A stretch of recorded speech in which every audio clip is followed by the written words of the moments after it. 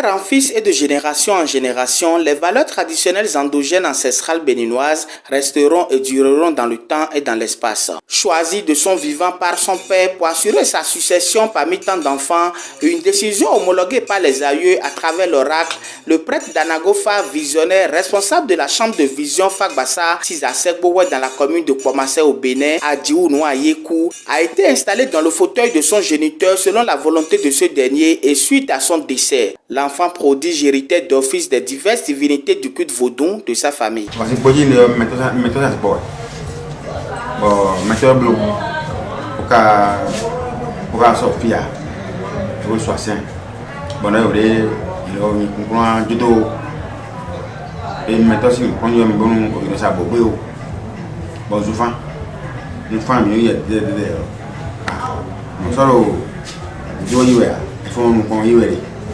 Ils font des caca, toi, tu habwa, tu mi. Bon, wanawa.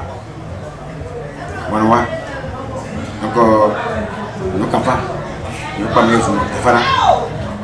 Et nous avons maman, nous avons le support. Diounoua Yekou, ce nom est décortiqué par son porteur et son originalité définie. Yekou, il est 10 millions, et nous avons pour nous. Aye pour nous cadeau est pas pareil. Et donc bepo. Et donc bepo. Aye pour ta maje. Bepo nous comme et na adu. Bepo nous comme na adu. Donc ouais nous comme aye pour. Oh nous faut nous dans nous mais ba oui to encore de inyo e agba mi apẹ. Inyo e de ni bo de nyo ya ho wara. Et donc, quand il voit, nous devons voir. À dire au moins, famille paiement. Famille paiement à dire au moins. Et on donne ton premier. À dire au moins, et on donne ton premier. C'est qu'à dire, ouais. Au vide, pour nous, sous un ténè. Voilà, ça peut être. Il a tout joué. Donc, vous voyez, t'as eu ton dos. Et vous avez beaucoup de familles. Même bien aussi, famille. Donc, puis, mon pot, vous me voyez content avec des moments anti-violents. Mais vous avez une famille anti-violents. Don't donne ton commun. Dans sa peau et en lieu et place de son père, Diounoua Yekou, baptisé Hounon Amaïbo, est aujourd'hui compté malgré son humilité parmi les grands prêtres et les plus hauts dignitaires du culte vaudou du Bénin et de l'Afrique. Une reconnaissance de ses devanciers, ses pairs et ses collaborateurs.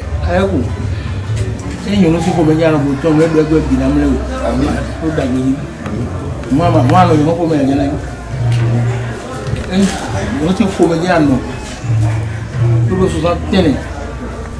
Autant d'ailleurs le préteur. Mais qu'un bout de bien me le coup et le sol du caca. Pour solier, va biwa sous moi. Alors, mi seba, gracier le pour un temps. Son wa mi kan he wa mi kan fu wa mi kan chango lo ya ko to ya fa tin jelo ko ko ya amin ni wa no mi no ko na du amin mais la voix de à toi viton les yeux atajibo fiyoyin ayiku bolo mo wa egbeje won yene o ni na dope ni ko mi me de gbodo to wo la ha to ago si mi me o e lo fine mi ado e gon dagbe ma sedo mi de ya e wa dagbe sedo mi bo ka fun ogo fun bi fun ma sin fun mi ado pe ni lo kuto me bodo na cheni boda no koma no gudu nu fio ai ku odo gbe do ni ton sanka zi gbaga bo amanaja maji ni ma tun a aizalaze e so si seraze doni bona tun bona wa sanka igbada bo ko reality bon ni ma wa ai kuna bi o me hola sin koma be la ku ati ai ko huno mi ton ero da gbe ko bon e ka ko yo e na no me ka ba fo kuna ukwa ado kuna ukwa ta kuna ukwa ni ko yo wa mi to de le ambe veille so be go veille wa avec be dian na ni duru ya le ku to mo la so bo le ya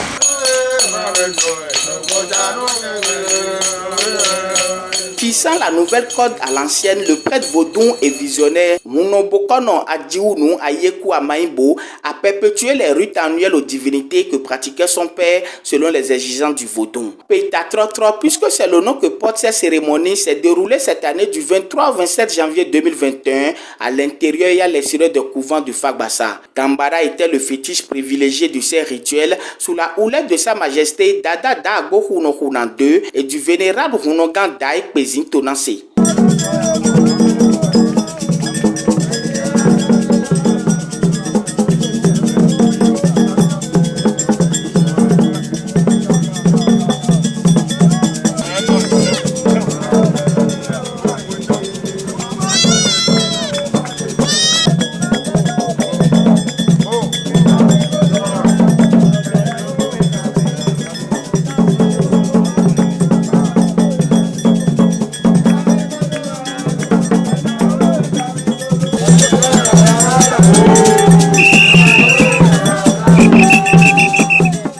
Commencer par l'invocation et l'imploration des esprits via les sacrifices, prières, chants, danses et incantations. Des mots poignants, étranges pour les non-initiés, mais indispensables, précieux et glorieux pour ceux qui ont percé les oreilles, comme le disent les acteurs du culte vaudou dans leur jargon, c'est-à-dire les initiés.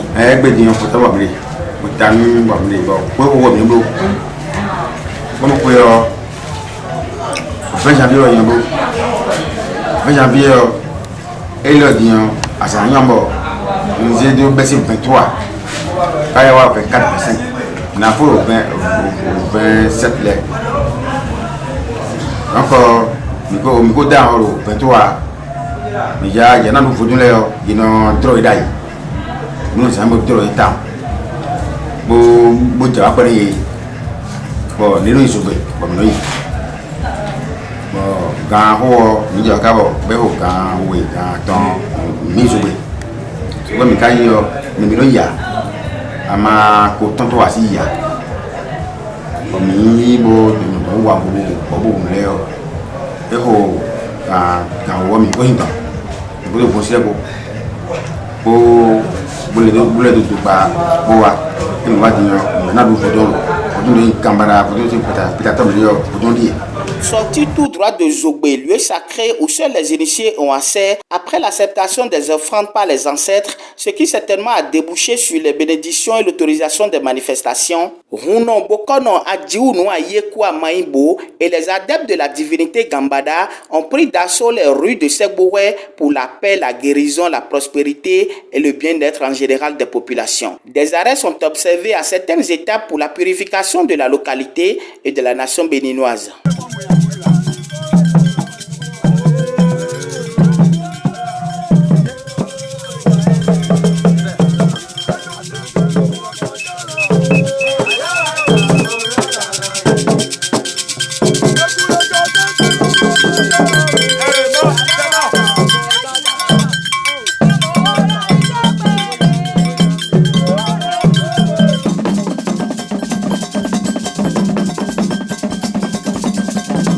De retour à la maison, l'animation était plus vivante. Les convives installés, ils revenaient au guide des cérémonies de faire le compte rendu du tout spirituel et culturel à la divinité Gambara.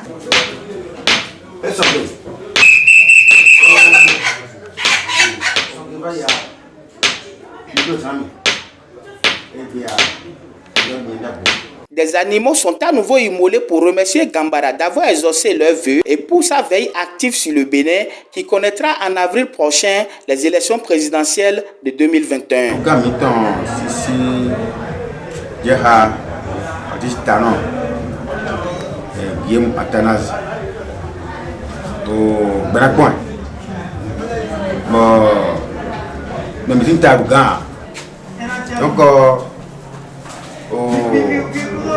To na pado alotoma vangwena na wa brevi beria ni kuna mia mino weton beria nous les ba milio nous minamo kono o so bezo ni awa mina blo buna tosimbo mais de maudo ena fineo eja fine ena ino de ni so ga obi o won wa won de ba bire na bire bire benze ogbe En janvier 2022, Pétatrotro sera réitéré en ces mêmes lieux par Huno Adjiounou Ayekou Amaimbo.